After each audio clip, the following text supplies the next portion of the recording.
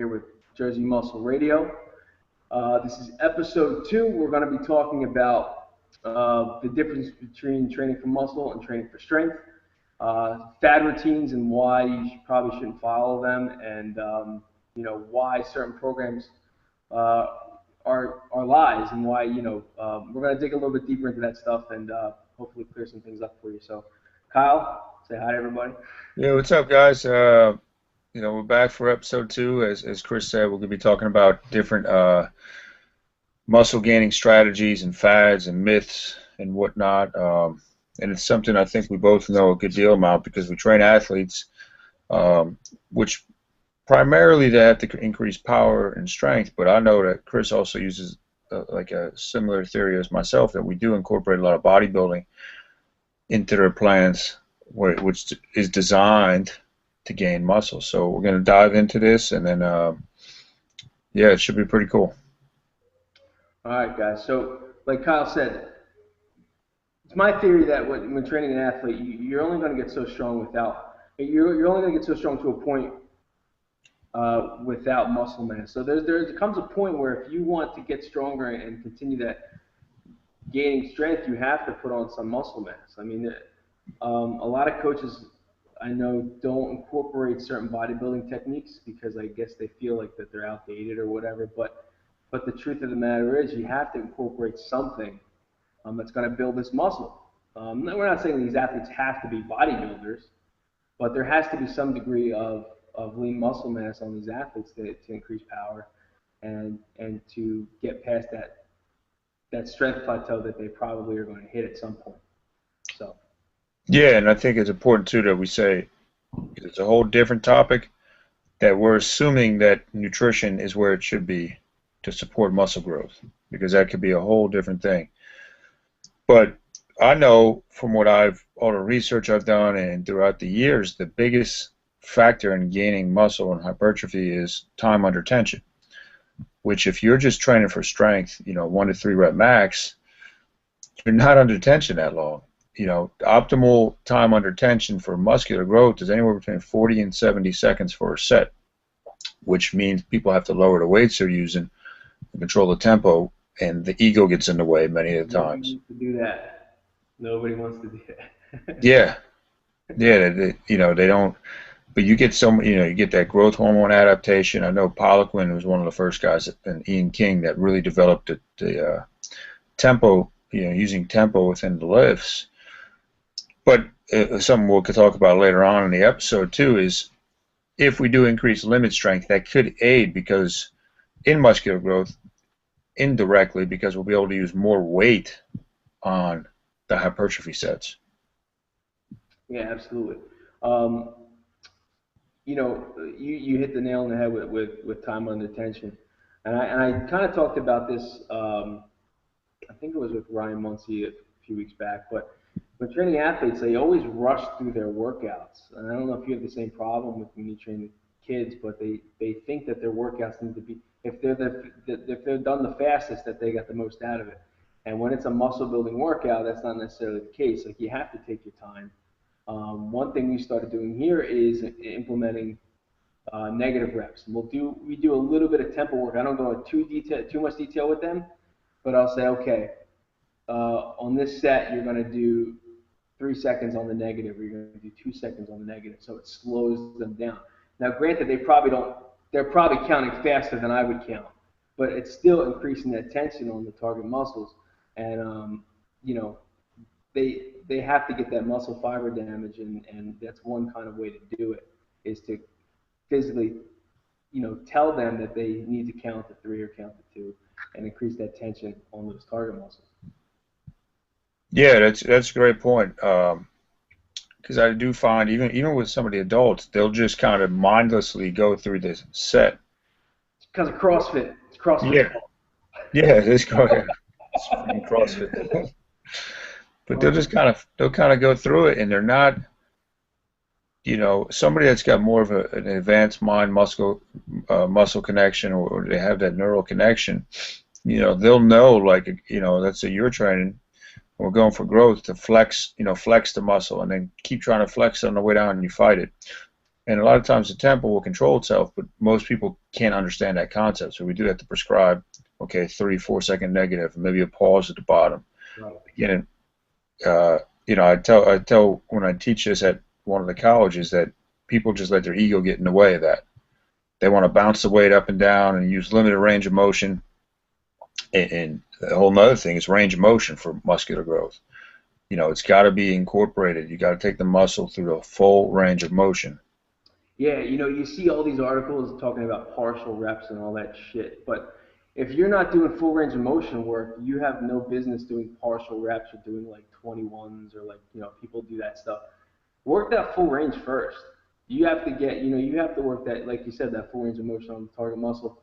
And then if you want to do an advanced technique to take it up a notch a little bit, where maybe you hit failure and you want to get a couple extra reps, and then you can do your half reps or your quarter reps. But these magazines are putting these articles out where these guys who want to gain this muscle, and it's kind of like they're just kind of throwing stuff out there to see what's going to stick and see what um, I don't know if it's because there's no they try and make things seem more cutting edge or whatever, but building muscle is very simple. It's very, very simple. You have to use enough weight to where you go through full range of motion. The intensity has to be high enough, and you have to increase that tension. That's the bottom line. You have to use lighter weight. Yeah, you know, yeah, yeah, it's like all these advanced techniques come out in these books and these articles and everything else, and it's all BS. It's all BS. If as long as you're eating right, you're getting enough protein and carbs, and recovery, and you're training the right way, and you have that tension and that intensity, you're going to put muscle mass. I think people being hard gainers is like BS to sell books and products and everything else. I don't totally. think there's such thing as a hard gainer in my book. There isn't. Yeah, fast metabolisms. You hear it all. There's some guys got to eat 5,000 to 6,000 calories a day, and that's you're a hard gainer because your metabolism's so fast. But that's what you have to do. You have You to have to just do it. food. Yeah, a lot of them say I'm eating a lot of food. You might be eating a lot of food, but it's not enough. You Right, know. exactly, exactly. Really? We can do the same training routine, and if I'm a hard gainer and you're not, or a hard gainer, it's not a real thing. But if I'm a hard gainer and you're not, you might get away with eating 3,000 calories and put on muscle, but I may have to eat 5, 6. Yeah. And the ratios might have to be a little bit different of the macronutrients, but that's something for a different day. But Yeah. yeah, it's like it all can be done, but there's nothing cutting edge about it. It's all documented. It's very simple to do. I think people are just misinformed. Where they're getting Totally. resources from. The resources that they're using are kind of like misleading them, or they're kind of pointing them in the wrong direction. Yeah. And I think, like you said, it is simple. People have to realize it's hard. Your body doesn't want to gain. Your body wants to maintain homeostasis. Extra muscle is more of an energy cost. Right. So it doesn't like that. So if people realize the process is simple, you just need to be consistent with it, and it's going to be hard. Like if you're trying, I have a lot of high school kids. When I really get them on the right eating plan, I'll make them eat some of their meals at the gym. They don't like it because they're uncomfortable. They're full, and it's like there you go, you're full. You kind of have to eat through that if you want to gain muscle. You make them eat during the session, after the Yeah, I session. have them do like sometimes I'll have them do a pre-workout right before shake. Hmm. And they'll do something like PBJs during the workout, and then afterwards I'll have them do a shake and something like cream of rice or something. Okay. Just to kind of monitor what they're doing. Because Yeah. a lot of them, you see it all the time. Why is your weight not go? Why is your muscle mass not going up when we do the biosig or something? Well, I'm eating a lot. It's like you're not following the plan though. You're not eating enough. Yeah. I used to write plans for all the athletes in here, and it's like they don't follow it. I had one dad come in here, right? And this was a couple weeks ago, and I think people see kettlebells and they see like ropes and stuff, and they think we do CrossFit. They think we do a lot of like high intensity conditioning, a lot of high reps, and that's sometimes we'll incorporate that in, but it's not always the case. There's a lot of days where we do 5 by 5, or we'll do 8 by 8, or we'll do some sort of hypertrophy routine. So the father comes in and he goes, "You guys should do more what do you say, traditional lifting, because he needs to bulk up." And I said, "Well, where's the diet plan that I gave him?" And he's like, oh, he's been following. I'm like, really? So I called his son over, and I said, what'd you eat yesterday? And he ran down the list of the stuff he ate. It was probably like 1,200 calories. I'm like, see that number? I said, you have to double or probably triple that number. So then I wrote him a plan. I said, this is what you eat. This is what you have to eat. It's hard, man. People don't want to do it. They People don't don't. want to do it. And it's not about the training. Like you can put muscle mass on by doing strength training. It's possible. But the nutrition has to be dialed in. Yeah. And something you said before too, Chris, was about, as long as they're resting and recovering. I think I was writing an article the other day about this topic, how people don't, the body is hell bent on just surviving. That's why it likes to store fat for times of feast or famine. It doesn't like to gain muscle because again, it's an extra energy expenditure. But if people aren't resting, if they're not sleeping or hydrating, they're making it almost impossible or very, very hard, even if they're following the right diet, to gain muscle. Because Oh, the yeah. body needs to repair itself. It needs muscles are 80% water. All the metabolic processes in the body require water. So that's something that's overlooked too, I think. Yep. And people forget how much of a role that your hormones play on building muscle. It's not just about training and lifting. If you need that recovery, you need to sleep. We talked about this. We used to not sleep because of work. Yeah, But you have to sleep. It's not sleeping doesn't make you a badass. It makes you stupid. I mean, you need to rest, especially if you have a stressful job. But yeah, you don't sleep and you don't hydrate and your hormones get all screwed up. Then you're kind of taking 3 steps forward and then 2 steps back. You know, yeah, you're hindering all the work you're putting in um, by doing something that you think is probably unrelated to your goals. But you got to get yeah, that rest. You got to get that rest. completely. Yep. And I think it's important too. We'll touch on, we have there's different categories with type 1 and type 2 fibers, and that's pretty much a genetic predisposition, how many you have of each. So you have guys that are more loaded up with the type 2s that they're going to be able to get stronger and bigger and more powerful a little easier. Um, so I think that with that in mind, though, we're talking about just pure strength. If you just train pure strength, if you see a lot of powerlifters that, to be frank, they're fat, and if they've dieted down, because some of them will try to cross over to bodybuilding, they don't have nearly the amount of muscle that you would think they would have when they strip all the fat away. Right. Yep. So that's something that we've got to keep in mind. And then some of my other notes here, um, I think we need to look at the biomech. Sometimes if I'm working with somebody online, I'll get a picture of them. Let's see if they have long limbs or short limbs. We look at the biomechanical advantage of the trainee. Some from my notes are longer muscles have faster velocity of muscular contraction. Wider muscles have force of contraction that is greater. So that's why guys with short arms, big chest can bench more. Yep. Okay, we have wider muscles. The range of motion is shorter. If you have somebody that's long-limbed, they might have to train with higher speed on the concentric or whatnot. But we got to take that into account. Is the specific person, just like a diet. You might need 5,000, I might need 3,000. You might have to train a certain way, I might have to train a different way. Right. Yeah. Everybody's biological makeup is different. I even read something. I think it was by this was a while ago. By Ellington Darden. It was one of his HIT books. Was put out a few years ago. He's a big HIT, high intensity training. You know, high intensity training. Arthur Jones kind of Yeah, guy, and he had written something that talked about muscle insertion points, and that has a role in how big your muscles are going to get. So, for example, like you see, I'm not trying to flex for you guys, but you can see the space between my elbow and my bicep. My insertion point might be different than yours, and that's going to affect my ability to put muscle mass on, or how big my arms are going to get. So yeah. that takes into account too. Um, there's one thing that you said I wanted to touch on, and I forgot what it was. You just said it a few minutes ago. Uh, I don't remember what it was. Is it muscle fiber type? No, it was before that. Look through my notes. Oh, right.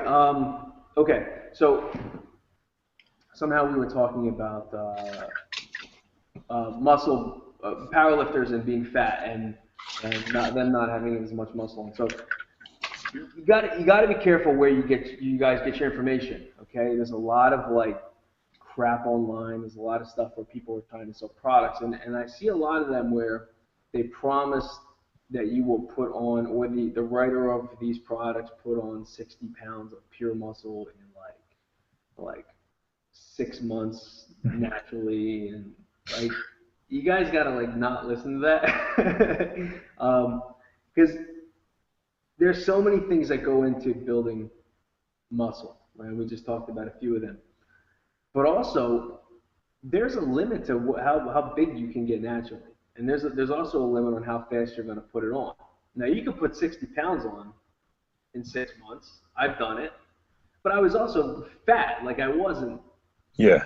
2 pounds heavier, pure rip. Like I was 230 and chunky. Like you know. So just be careful you get your information. You know, putting on 60 pounds of muscle, you could probably do it if you're a young kid and you have some growing to do. But if you're a middle-aged guy, you're probably not going to put on 60 pounds. You know, maybe 20, maybe 25.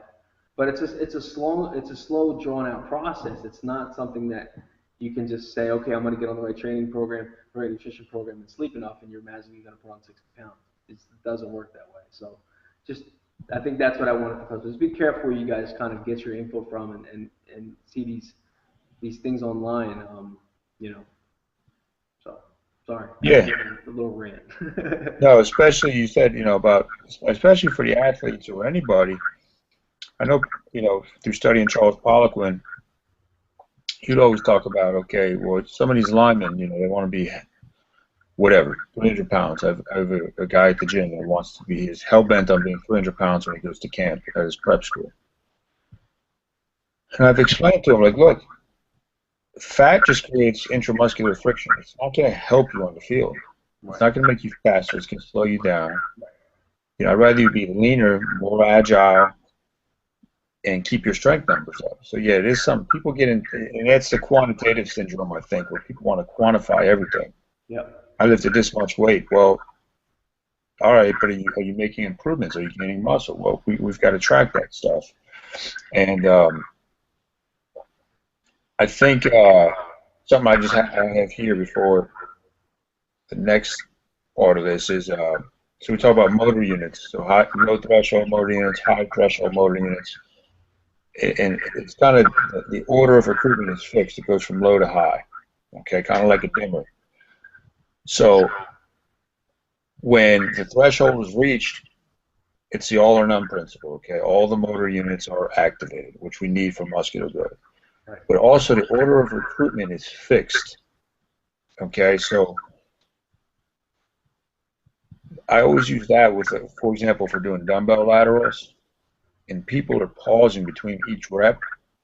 Something Scott Abel told me was that every time you pause, now you're just re-recruiting the muscle fibers you already hit. It's got to be like one continuous set, like that's your time under tension. So you keep getting more motor units pulled in, okay? And then with that, I've written a few articles about a game of angles, and I always have like a sandhill model. And if you pour water from the top of the sandhill from the same angle, you're going to make grooves, and the grooves are going to get deeper. So that's your innervation. That's your training. Those are the motor units and the nerves going to the muscle. But if you keep training at the same angle all the time, all you're going to do is make those grooves deeper. Now, if you move the angle of the cup and pour it at a different angle, you're going to start to create new grooves and new patterns, which to me equates to new muscles. So that could be changing the angle of the exercise, changing the grip, changing little things like that that people don't look at. right. Absolutely, absolutely, and that's kind of one of the things that I try to implement here. We do grip changes. We'll do fat, grip, uh, work with fatter grips or fatter bars. Uh, but like you said, sometimes it's these minute changes, these little things that you don't think would have an effect, but totally changes the way the exercise works. So there are ways that you guys can probably do this stuff at home. Like you don't necessarily have to have fat bars or fat grips, but one thing that we use here is like it sounds kind of ghetto, but we use we'll wrap a towel around a bar and we'll use that for our curls and just things like that. Little things like that. You'd be surprised. I mean, just try it, on your next arm day, and you'll see the difference with that a fat grip makes in your forearms. How it hits your biceps a little bit different. Forces you to recruit those different fibers that you're not used to recruiting from your typical routine. So, um, Yeah, very, yeah, it's completely right. And I think if you look at the way muscular growth happens, we need to create the stimulus for increased protein synthesis, and that's basically what steroids do. It increases the rate of protein synthesis.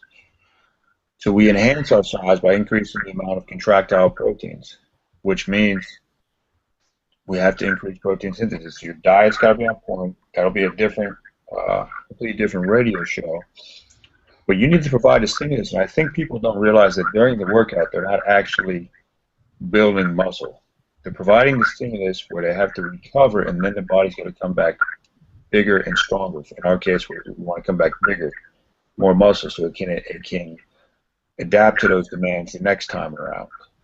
So if you're doing the same thing every workout, you're not going to get bigger. yeah, which is why you see people go to the gym, for years, and they do the same routines on the same day, and they look exactly the same. So you do have to mix it up. What's your take on? I'm curious to see what your take is on like periodization and how you break it up. Do you believe that you should maybe do a different workout or different? So let's say like I know some people will do like macro cycles. They'll change it like every day. So maybe for example, like on my chest and arm day, I'll do incline press and then maybe dumbbell curls, and then the next chest and arm day, I'll do flat bench and dumbbell and barbell curls. Do you believe in having a set routine for 4 to 6 weeks, or do you believe changing it up every workout? What do you think? For myself, um, I'll change it up, and a lot of it's for mental reasons, but I'll change up the angle or the variation of the exercise from week to week. Right. And I've kind of taken that from Louis Simmons, conjugate method, where I'll rotate the main exercise, whether it's an incline press or it's a flat barbell press or Right. whatnot, or a different type of squat. So I like to incorporate some kind of strength throughout the week, lower numbers, but then we follow that up with the hypertrophy training. As far as periodization, I think a lot of people get confused by that. To me, all that means is there's a plan. Right. And for example, again, a lot of people say, when I write out the programs, there's 3 week progressions, then we go on to the next phase. So we will, I'll usually increase the intensity throughout the four phases while increasing volume as well. Right. So different intensity techniques like drop sets or whatnot. Um, but people, like I know Louis Simmons and the West Side guys, they go to breakfast every morning and plan out their day's workout at breakfast. So it's not thought out months in advance because you don't know how the body's going to adapt. Hmm. And I think sometimes you got to go how you're feeling. Like, for me this week coming off the bodybuilding show, the energy's not there. I've done 2 really light workouts just to move, in real simple exercises. But yeah, that's my thoughts on periodization. Really, for the clients, we have a 3 week plan laid out because for them too, for people that are training, if we switch to week, I don't think they have a chance to get good at the workout, which is important. Meaning we want to see increases in the workout with weight and volume and all that. Right. Yeah. I was curious because I follow a similar approach for myself. I've been doing more changing it up. The muscle groups usually stay the same, but I'll change up the exercises or the angles, like you do. It's pretty similar. And then I do something similar with my athletes as well. So just kind of curious to see your take on it. Yeah, Well, like you said, you don't have to like you get these programs and you buy programs and you get books and you get DVDs and all these things and they're set. These routines are set, but like you said, you don't know how your body's going to react 3 weeks in. You might be completely spent and you may need to like back off that next week. Um, So you kind of it's a fine line. You kind of have to have some sort of program in place, but you also have to listen to your body. Um, because if you're burnt out, going back to that recovery thing we were talking about, if you're burnt out and you keep pushing the volume and you keep pushing the intensity up and up and up, eventually your body's going to be like, you know, it's gonna stop you dead in your tracks. You know, you're going to be exhausted. You're not going to recover as fast as you should. And again, that goes back to doing things that are detrimental to your goals. So you have to have a plan in place, but you also have to kind of know when to tone it back or when to ramp it up. A lot of times in here with the athletes, if they, I see they're having a good day on squats or a good day on deadlifts, and we say, let's say we do 5 sets, and I see they're crushing it, I'm like, let's do one more. Let's see where you're at, and we'll crush it that day. If there's another day where they're on their fourth set of squats or their seventh set of squats or whatever it is, and I can tell their ass is dragging a little bit. I'll say, you know what? Take the next set off, do some do some split squats or something with your body weight and just go slow. But you got to kind of know when to tone it up and when to turn it up and when to tone it back. So plans are great, but you also have to know your body and how it's going to react. Yeah, and something that's on a similar topic that I'm just starting to really study that we could do on a different show is like heart rate variability training. I'm looking at like bioforce and because what that'll do is those type of systems kind of give you, it's not like an omega wave machine, but it's similar, where it'll track your heart rate variability upon waking. And it's pretty cool because the system will tell you, okay, no, you're not trained today. You got to do something light, back off, or okay, today you can really hit it hard. Is that the HRT? What's that? HRT? HRV. Oh, HRV. Yeah, heart rate variability training, because there's an app called iThlete, ITHLETE, and there's also Bioforce, which is a little more expensive. I think I might get that one. And you just hook your heart rate. Bioforce is the one that I've heard about. Yeah, that's Joel Jamieson. It links with the yeah, that's right, and it links with the heart rate monitor. Yeah, you just have to have the heart rate monitor on. Go right through your phone. Just because I think personally that would give me, I want to gear more towards health this year. Mm-hmm. And if I wake up, a lot of times we just have them on. I got to go to the gym. I got to work out. But if the system is saying no, you're overtrained, you're stressed, I think you'll get better results like that. So that's something that we can talk about as well once we learn more about it. You think that's going to screw up your daily schedule? You don't know until the day of that you have to work. I don't think, because what I was planning on, I was already planning that out. Okay, are the days when it says don't train. Then I know something like Vince Gabriel does is he'll do his heart rate variability training where he just keeps his heart rate between 130 and 150. So I did that the other day where I just went, dragged the sled around, kept my heart rate right in there. So it's more of a recovery type of workout. So I can still, if I like to work out first thing in the morning, it's, okay, maybe no weights today. Maybe you're just going to get your heart rate in between that range and you're going to keep it there. So I'll still have the time blocked out. Or maybe I'll do some mobility work or something. So you're still doing something. You're not just like, okay. Yeah. You're not just like, no, you can't be deadlifting that day. You shouldn't be having a real high intensity workout. Right. Okay, that makes sense. That's cool. Yeah, you got to let us know how it goes. I was looking into that as something for the athletes, but I don't know if it's something, if it's worth doing, with younger kids. So. Yeah, I don't know with the younger kids, but I do think like the adults that we have, like the stressed guys with the big bellies and the executives, that's something I would like to start using it with. That's a population where I think, okay, these guys are just fried. They don't sleep like we were talking about when they burn the candle at both ends. Yeah. They're type A personalities. They might need to come in and not get their heart rate above 150 or something. Right. And they'll feel better when they leave rather than coming in. They have that mentality where they're going to kill themselves. Now it's really doing more detriment than any benefit. Mm-hmm. Yeah, I was thinking about the kids because kids nowadays they do so much. These athletes, they're going to camps, they're going to speed camp, they're coming here. Sometimes they're doing 2 things after school during the day. They'll go to school and then they come here and then they go to practice. So so it's like their bodies have to be overexerted. They have to be. Yeah. You know, so that's why I was thinking maybe for the high school kids, if it would be something to look into. But I don't know. I don't know. So yeah, it's something to examine. One other thing I wanted to talk about, or one of the other things I wanted to talk about, I don't know where I first read this, but it made a lot of sense. And I call it the tale of two brothers. Um, and basically, that's people don't realize as well that even if we train in a body part fashion, which does work because bodybuilders have proved that for decades, muscle growth is systemic more so than localized. And that's the way steroids work. You don't just get bigger where you inject. It's a systemic. So the tale of two brothers, when I first heard this, was two brothers that want to gain 10 pounds of muscle.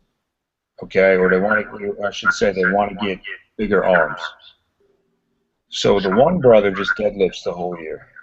The other brother just does biceps and triceps the whole year. At the end of the year, the guy who's doing the deadlifts, assuming they're twins, they have the same genetics, he's going to have the bigger arms because of the hormonal adaptation and just the overall load on the body.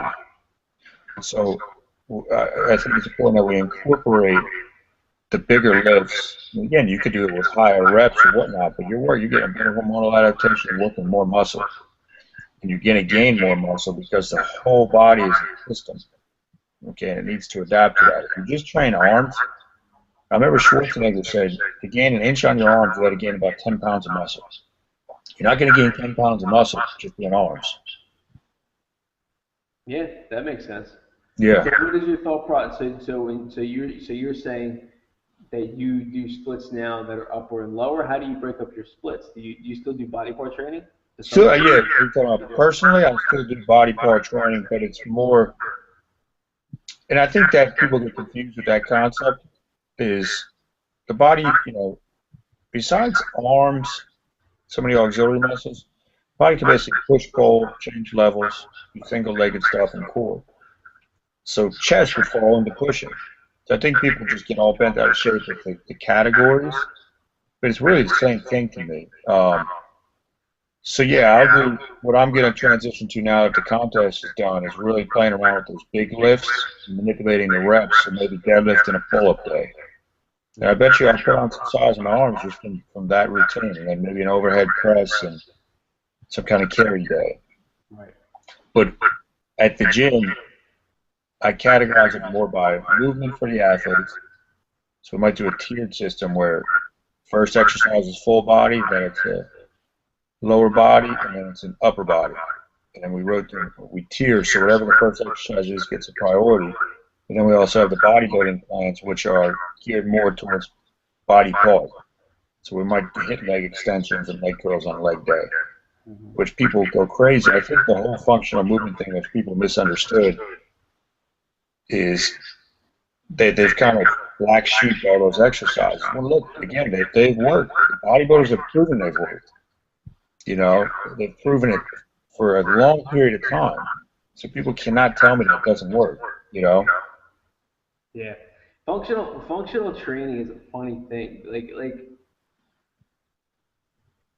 as long as you're doing the exercise right and your form is good, it's functional. Like your body is functional. Yeah. So there's no such thing as like, so you're doing like you're balancing on one leg on a BOSU and doing like overhead presses with dumbbells. That's not functional training. Functional training is just means your body is moving efficiently. Yeah. So as long as you are, you know, doing the exercise with correct form, it could be bicep curls. That's functional because your biceps Yeah. functioning muscle. Like it's so stupid. You know, people talk about training. Well, that's not functional training. They lose me in the conversation after that. I just kind of ignore them because I'm like, you don't know what you're talking about. You know. Yeah, and I think I like how I'm a big fan of Mike Boyle, and he kind of was the one who coined that term, but he always comes out and says people completely misunderstood what I was talking about. Yeah.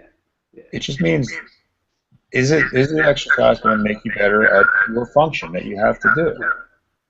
You know, and you can even make the argument, yeah, some of the athletes have to gain size, but are they going to use the biceps within the sport, especially if they're a lineman or a wrestler? Yeah.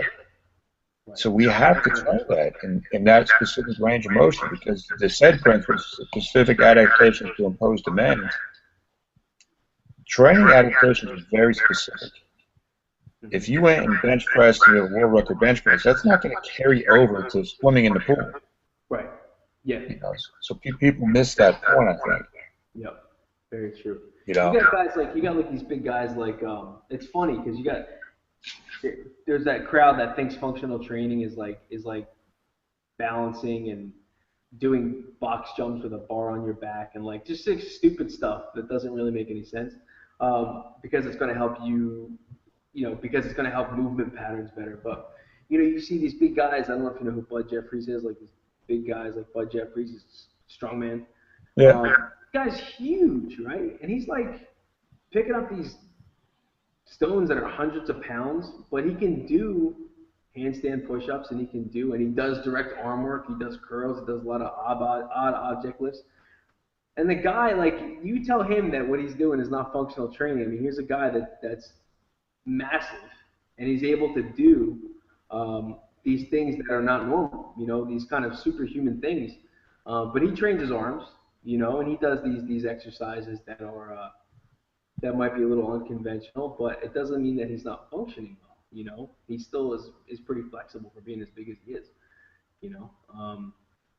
But it's just crazy. It's just crazy. And then going on to a topic that you just hit on, like you said, being functional for a football lineman is going to be different than being functional for a running back. So they might their needs are different as far as functional training or having training that's going to pertain to them. So that's why the functional training thing, I don't know, like it just doesn't. I just kind of have to laugh at it because it's as long as you're doing those exercises right and it's helping you out and helping you perform better, it's considered functional. yeah. So, Like you said, I think it's very misunderstood. And I think too, people get caught up in how are you going to have an athlete training with a bodybuilding plan? Well, they're getting their sport-specific work at practice. And nowadays, these kids are playing year-round in their sport. You don't need to do these. You don't need to mimic a basketball shot with a medicine ball or something like that. And that'll actually throw off the biomechanics. So training, I think, there's a good chunk of it that crosses all barriers that people need to do. And it's going to have a general effect on their sport or whatever they're trying to do. Mm-hmm. Mm-hmm. Yeah. What's your thought on like, I know this is kind of a little off topic, but we're talking about training an athlete. So, what's your thought on like agility work? Do you believe that like speed ladders and that sort of thing? No, they don't work. Okay, we're on the same page then. That's good. Yeah, the only thing I think that agility work is good for, and yes, there is teaching somebody, a young kid, how to move correctly. Yeah. But I tell all the parents, I want to do more speed work. I want to do agility. I say, listen, it's like when I explain it with the vertical jump, they usually understand it better. I said, once I teach you how to jump, if you just jumped all year, is your vertical going to increase at all? That's all you did. No, it's obvious. How is it going to increase? You have to apply more force to the ground, which is what? Strength and power. So the same thing with speed and agility. The only way you're going to improve those numbers or those qualities is by getting stronger. Yeah. That's it. I know Louis Simmons, last time I talked to him, he talked about with his NFL guys, he had a guy, okay, here's an example. He had a Big Ten 100-meter track champion come in from Ohio State a couple summers ago. And the guy wanted to try out for the Olympic, go to the Olympic trials. He was running at a 10.4. And the track coach told him, look, you're not going to get him any faster. He's already topped out. And he said, all right, whatever. Within 3 months, Louis took him from a 10.4 to a 10.1. And they didn't do one running drill. They didn't do one speed work. They did the dynamic. Power. Yeah. Yeah, dynamic days and max effort days. And he says even with the NFL guys, it's the same thing. And people just misunderstand that. I think with agility, I think it's good to do reactive drills or chaotic drills like Smitty and DeFranco talk about, just so people the kids realize that it's not a pre-programmed pattern. You know, you're gonna have to react. So I think reaction is something we should train more where they actually have to maybe, you know, okay, go on an odd number, 2, 2, 4, 3, and then they gotta react, you know, something like that. But Right. yeah, it's just amazing how people think. If speed ladders worked, they would have them in the warm-up area at the Olympic finals, you know, but they don't. Right. Yeah, speed ladders just gets you really good at speed ladders. Yeah, yeah, that's it. So I just wanted to ask you that because I know I have my own beef with that, and okay, Yeah. we're on the same page. Cool, man. Something else we want to talk about before Yeah. we wrap up. I was writing an article for the Freak Insights the other day, and it was talking about the Pareto principle and how that applies to gaining muscle. The Pareto principle is from Gilfredo Pareto. For those people that may not know, he's an Italian economist, and he figured out that 20% of the nation's wealth is, 80% of the nation's wealth is held by 20% of the population. Then he kind of figured out that that principle applied to across the board to other things. So meaning 20% of the things you do are going to give you 80% of your results. So with lifting, I can guarantee you, if somebody has 20 lifts in their arsenal, 4 of those are providing the biggest bang for the buck. That'd probably be your big lifts. You know, you can do squats, high rep, low rep, deadlifts, you can do overhead press, you can do some kind of bench press or whatever. Whatever those movements are for, it might be a pull-up. Then with the lifting variables, we talk about tempo, rest period, sets, reps, things of those nature, and frequency. I guarantee you one of those things for each individual is going to give you more bang for your buck. And that even goes all the way down to nutrition. But if people aren't tracking this stuff, they're going to have no idea, because most people try to change all these variables all the time. You know, for you, Chris, it might be like, okay, I know with short rest periods, that's when I can really pack on the muscle. So that's the thing we manipulate most of people. It's people just, I think, that they're lost upon that they think they need to change everything all the time, when usually there's one thing you're doing in each category, or a few things that are giving you the most results. Yeah, absolutely. Absolutely. And that applies, like you said, across the board. I see a lot of people doing that with nutrition too. People will pick like certain things from certain nutrition programs or certain diets and then throw them together. And how do you know which one of those things is working now? Yeah. You kind of have to, like you said, you have to. I always tell my athletes and the adults that are here, you have to assess everything and then try it and then reassess. There's no cut and dry way to do anything. It's always a constant reassessment. But the only way you're going to do that is if you know where you've been, if you're tracking your progress, if you're tracking your lifts, if you're tracking your sets and reps. It's a pain in the ass, but it makes life a lot easier when it comes time to figure out what's working and what's not working. Because ultimately, you want to keep the stuff that works and ditch the stuff that's a waste of time. Yeah. You know. So yeah, there's no cut and dry way to put muscle on. Like you said, it's just the intensity, the basic exercises, the recovery, and nutrition. It's very. I mean, people have to remember it's a process. It takes time. You know, it takes. People will say, you know, like you were saying before, people will say, I want to gain 20 pounds of muscle this year. If you took a bodybuilder and you said, okay, for next year's contest, I'm going to put 2 pounds of muscle on you. That doesn't sound like a lot.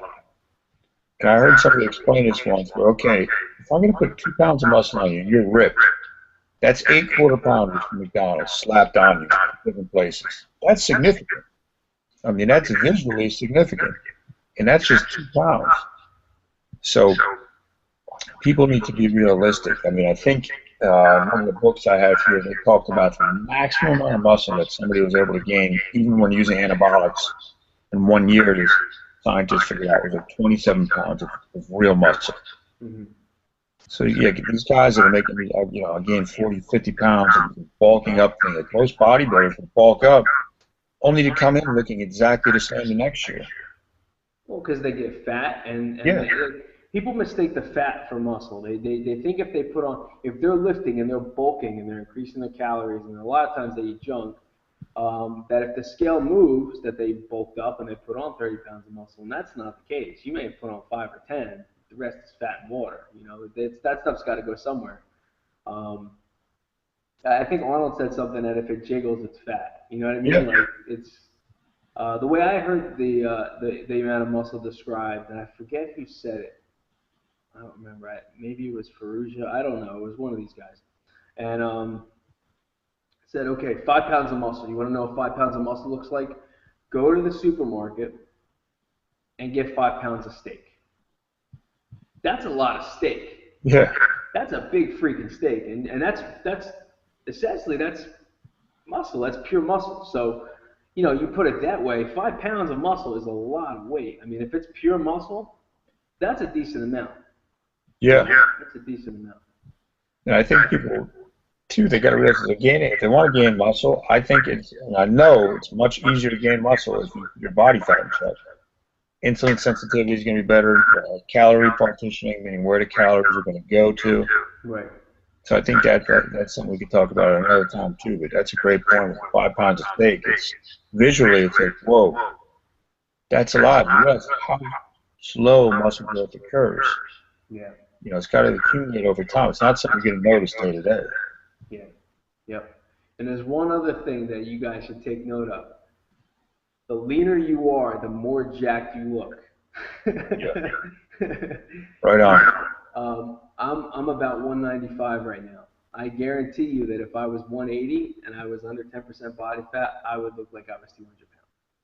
Yeah. It screws with people's heads, but it's the truth. If you can you may sacrifice a couple pounds of muscle if you're dieting down. It may happen, but if you can get really, really lean, people are going to think that you're bigger than you actually are. Exactly. Never fails. Yeah. Never fails. Yeah, that's a great point. You know, it's a great point. And yeah, people get caught up like they'll see the scale going down. I'm losing muscle, I gotta stop. It's like, no, you're getting leaner. You look better. It screws with your head though, man. I gotta be Yeah. honest. It messes. The scale goes down. I'm like, oh. Yeah. You know, but it's part of the game. It's part of the game. But Cool, man. So awesome. you got anything else before we wrap it up? No, I just think people are making it more complicated than it actually is, right? So just train hard, use your compound lifts, use some isolation work, some direct muscle work, but use your compound lifts, your squats, your presses, your deadlifts, your rows, because essentially that's what every exercise comes from in squats. That's what every exercise is a variation of one of those things. Get your nutrition on point, figure out how much you need to eat, and make sure the intensity is high, and make sure you rest. It's very, very simple.